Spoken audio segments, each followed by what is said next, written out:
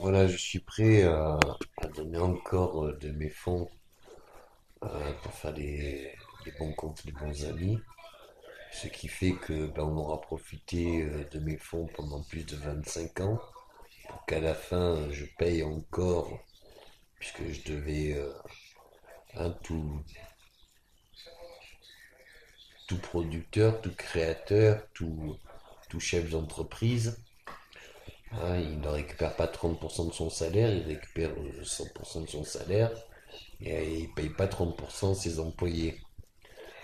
Moi, non seulement je n'ai récupéré pour l'instant rien, et sur mon contrat, c'était que 30% de mes créations. Donc ça veut dire que pendant 25 ans, on a profité des 70 autres pourcents, quoi. Mais sur ces 60, sur les 30% qui restent et qui devaient me revenir, je paye encore justement pour que voilà, les bons comptes font les bons amis. Et pour une seule raison, mais pour qu'on sécurise la sécurité de toute ma famille, de tous les Français. Et de toute ma famille aussi en Europe, en Afrique, enfin de partout sur Terre.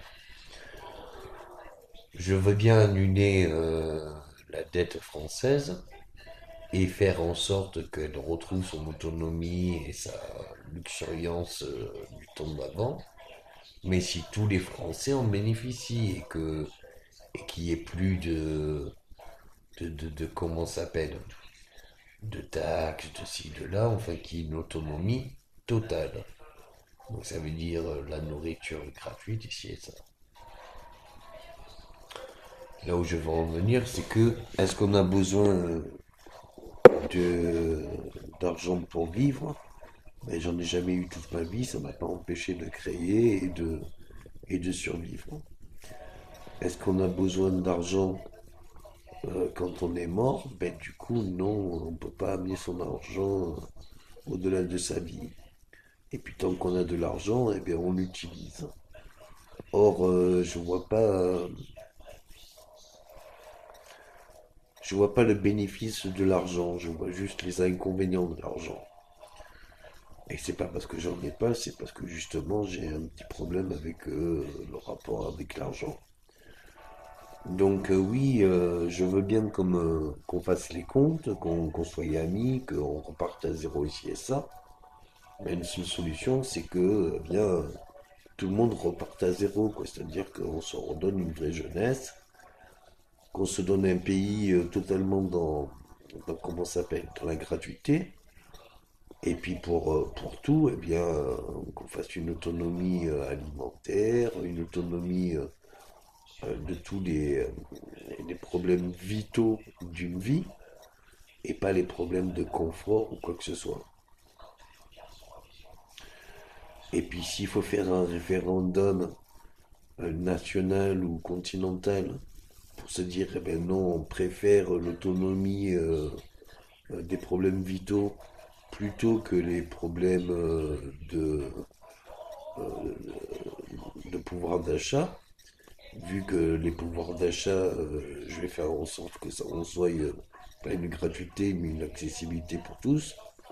Du coup, est-ce que ça nécessite un référendum ou est-ce qu'on se doit vraiment de réfléchir à cette question? À quoi ça nous sert d'avoir un argent?